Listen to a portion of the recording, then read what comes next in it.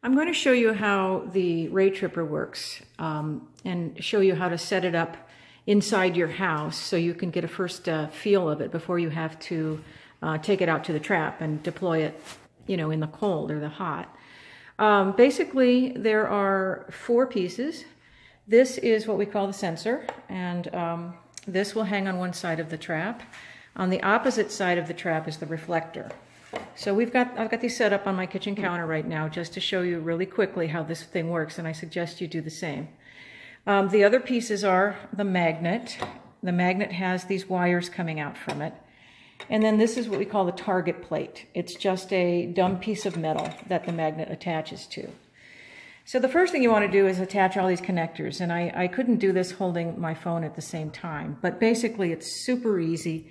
You just take the connectors that come out of the sensor, the wires that come from the sensor terminate in these connections. There are red ones and white ones. The red is for P for power, and then the white is M for magnet. So you hook up the white to the white and the P to the P. Polarity doesn't matter, plus minus doesn't matter, and you really can't get this wrong because of the way the connectors are designed, male to female, and vice versa. So hook those 4 connections up first. Then the other side of this Raytripper cable, once you get that connected, goes to these alligator clips. And these you will clamp onto the battery that's going to run your Raytripper. So even though polarity doesn't matter, I always kind of keep in the habit of always going black to negative, red to positive. Okay, so now we have power to the Raytripper. And the way you know you have power is that you see this red LED light has come on.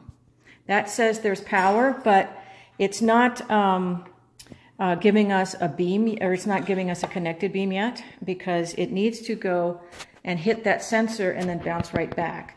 So all you have to do when you're in the field or testing this is to adjust this sensor until you see that light go amber. So here you see it's not lined up, and there it is lined up with that magnet. Now, there is an invisible beam that's going back and forth, and when the dog steps through this beam, it breaks that connection, okay? And when this is properly aligned, you then have power to this magnet. And you can test that just by putting this plate up against it. So you can see that holds.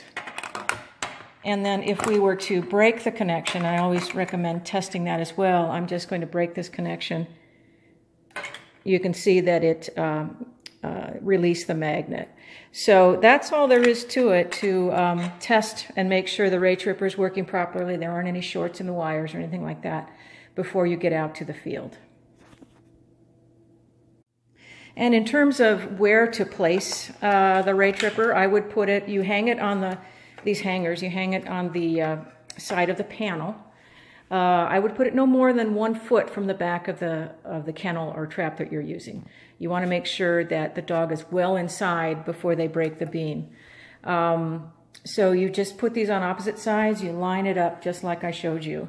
Now, the one very important thing to do is to take a zip tie and to attach this panel to the side of the kennel or trap so that the dog cannot paw at this and possibly break the beam and drop the gate from the outside. That would create some racket and scare them away from the trap. So we always make sure we secure both of these boards down with a zip tie so that it can't be moved. We do have some videos on YouTube that show you how these are hung on trap panels. You can take a look if you're still unsure how it works, but it's super easy to just get this going about 1 foot back from the trap, line it up, make sure it has power, and you're good to go.